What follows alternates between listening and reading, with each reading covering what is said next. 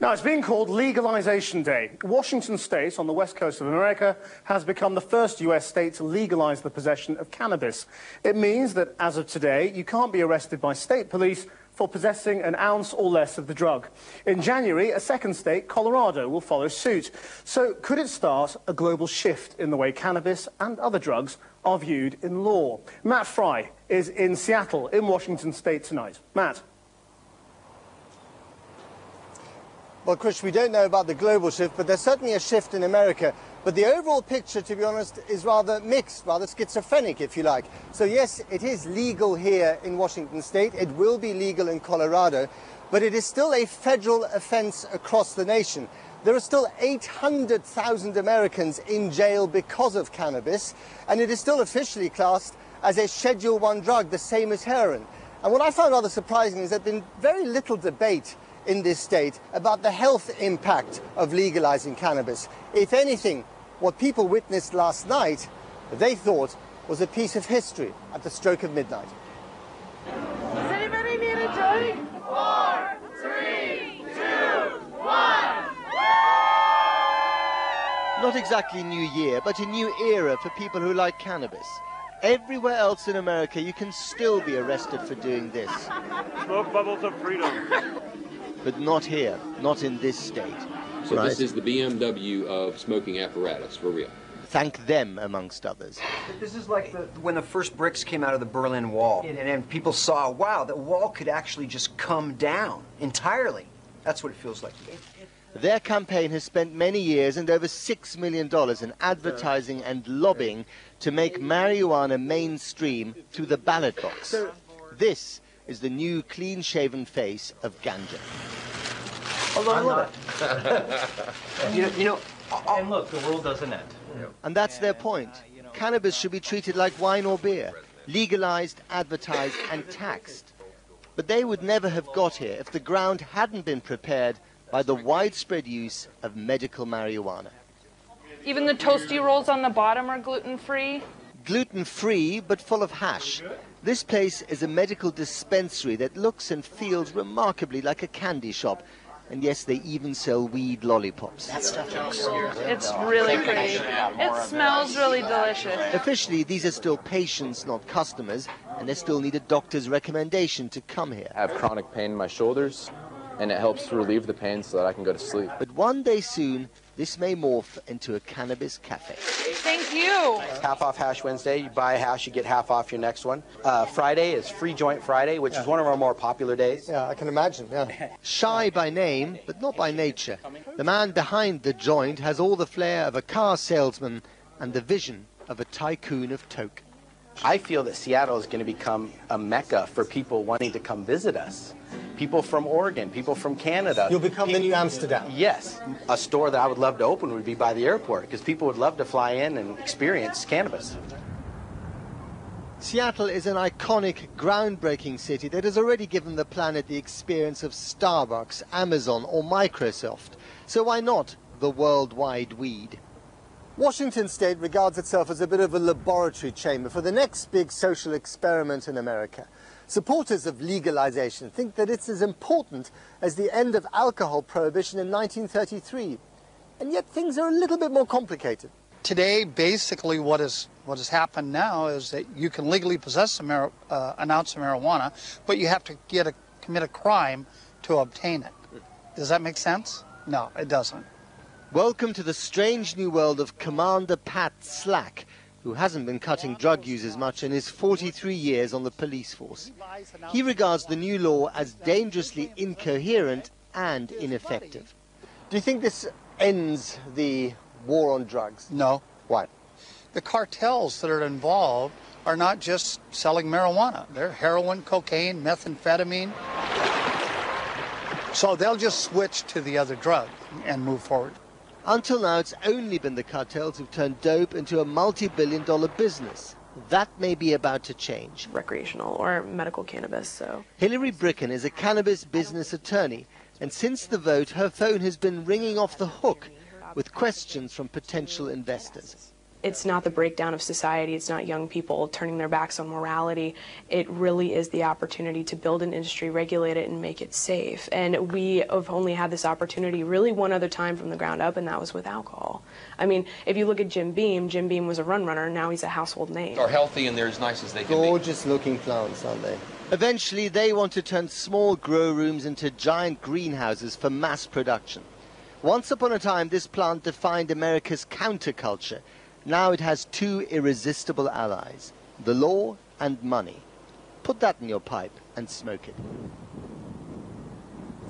Now, all eyes, whether you're a consumer, whether you're a police officer, whether you're a potential investor, are really on the federal government in Washington. What will President Obama say about this? Remember, this is a man who has admitted to not just smoking it as a student, but to inhaling it, unlike President Clinton. But so far, he and the Attorney General have said absolutely nothing about this new law in Washington state. But until they do, we're very much in uncharted territory here. And I should add one thing. No one you talk to has a clue how this is going to impact on the so-called war on drugs. Thanks, Matt. So Washington is first to legalise cannabis in America. Colorado will follow in the new year. But what's happening across the rest of the world? Well, 25 countries have decriminalised the drug. To the south, most Latin American countries, including Mexico, Peru and Colombia, allow possession of small amounts for personal use. Across Europe, the drug has already been decriminalised in the Czech Republic, Portugal, Spain, the Netherlands, and in Switzerland you can even grow your own plants. All very well in the liberal West, but in parts of Southeast Asia, countries like Thailand and Malaysia carry heavy penalties for any possession. Although in India, you can smoke the drug freely as long as you're at a religious festival. Back here in the UK, cannabis was downgraded to Class C in 2004, but 4 years later, upgraded to Class B. So anyone charged with possession can be imprisoned for up to 5 years and 14 if caught dealing. Well, joining me now is Richard Branson in New York, who's in favour of legalising cannabis, and the author and journalist Peter Hitchens is here in the studio, who says we actually need stricter regulation. Richard Branson, is the war on drugs lost? Is it time to legalise? Well, I'm one of 18 global drug commissioners who've spent the last 2 years looking at the war on drugs, and we've seen that for the last 40 years the situation has got worse every single year. The amount of people taking drugs has increased, and therefore what we've done is examine countries where they seem to have managed to reverse things, and places like Portugal and Spain, who have not sent anybody to prison for the last 10 years for any kind of drugs, are beginning to get on top of the problem, and they're managing to start reducing the amount of people who are taking drugs by, with heroin, they're giving clean needles, they're giving methadone, and they're weaning people off these hard drugs. So the Global Drug Commission feels that drugs should be treated as a health problem, not a criminal problem, and that should be the way forward.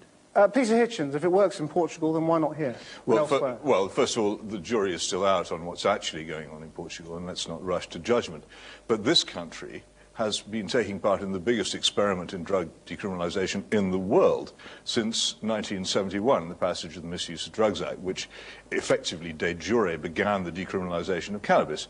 And if you want to see the effects of very widespread decriminalisation of drugs, just look at this country. What we have, all the ills that we have, including 11, 12 and 13-year-old boys and girls in school now smoking cannabis and risking their mental health doing so without any serious restraint on them, is the result of the policies which Sir Richard Branson is pushing across the world. And you cannot conceivably say that there has been in this country any kind of serious war on drugs which has been lost. What's happened is that we've failed to fight any such war, and we now have in this country de facto decriminalised drugs. And as I say, the results are catastrophic. Okay. Well, I'm guessing you use the word pushing deliberately. Sir Richard, how do you answer? Well, look, on the Commission, the Global Drug Commission, you've got 8 ex-presidents. You've got Bill Clinton and President Carter. You've got the ex-president of Switzerland. and basically they've all come out and said, when we were in power, we made a mistake. We attempted to do what happened with prohibition of alcohol in the 30s. We made a mistake. What we should have done was not sent our young people to prison, not locked them up. I mean, in America, you've got 800,000 kids who are in prison for cannabis, and the knock-on effects of that is horrendous. But what about Hitchens' points about health and the risk, the health risks? Look. I mean, people are taking alcohol or cannabis or smoking cigarettes today. All suffer. There are people in each of those categories that have a health problem. Could I ask something? Could I ask Sir Richard something? Just let him finish 1 second. But I put this to him. You constantly, all the campaigners for the relaxation of drug laws, which will of course eventually result in a free-for-all for commercial companies able to promote and advertise them and make money out of them, for governments to tax them.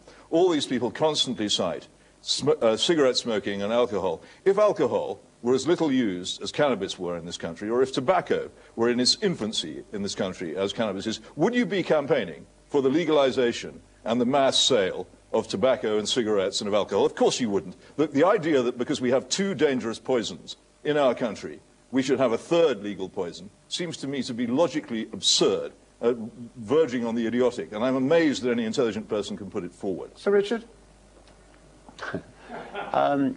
Look, Come on, answer the question. Would you campaign for the legalization of tobacco or alcohol if they weren't legal? Sir Richard. Yeah, as far as cigarettes are concerned, the consumption of cigarettes is being reduced because it is regulated, but governments Peter, you don't let other people speak. Everybody else lets you get away with it. I don't see why I should. Let him finish. There's a satellite delay here, which makes it difficult for him to speak when you interrupt. So Sir Richard, go on, finish your answer. Look, all I can say is that we spent, the Global Drug Commission has spent 2 years looking at this problem. They've looked at, let's just take heroin as one example. By heroin not being regulated and by people being helped, what's happening is that they're sharing needles, therefore the HIV infections are going up. With countries which are sending to clinics and giving them their fix and then helping them go to clinics to get off their heroin fix, they're reducing the amount of people who are taking these drugs. Now, what the Commission is not saying is we should legalize all drugs. They're saying treat these drugs as a health problem, not a criminal problem. Okay. And that's something which seems to me to be, it works. Well, Peter Hitchens has been rolling his eyes here in the studio. Explain why. Well, no answer to those questions. But look, Pete Doherty, not long ago, was in a courthouse in this country, and out of his pocket fell wraps of heroin. Was he immediately rushed to prison or condemned to it? Nothing happened to him. The Rousings were caught in the American embassy with large with quantities of cocaine. What happened to them? A caution. Lord Hailsham in 1973, Sir Richard, said to the magistrates of this country to stop sending people to prison for cannabis possession, and they obeyed. These drugs have been, to all intents and purposes, decriminalised, and the result you see is increased use of them. What you propose is to take away the law, which is the last protection we have against the spread of this drug, exposing 11, 12 and 13-year-olds, such as Henry Coburn, for instance, who in Patrick Coburn's fantastic book, Henry's Demons, you can read about what happened to him as a result of him using cannabis. A very brief last word, permanently on antipsychotic medicines. This is what happens to people who are exposed to the drugs that Richard Branson wants the laws against to be removed. Why does he want this? I don't know why you bother to have Peter Hitchens on your program sometimes. But anyway. Well, because I say things that other people won't say, Sir Richard. Yeah, but look, I mean, the studies show you to be wrong, and it is much better to not lock people up, which costs the state enormous amounts of money, but to help them. It costs about a third of the price to help people who have alcohol problems to help people who've got drug problems. And surely it's much better that we get people, you know, weaned off problems where they have addictions than send them to prison. And prison has not worked. Sir Richard Branson, Peter Hitchens, thank you both very much indeed.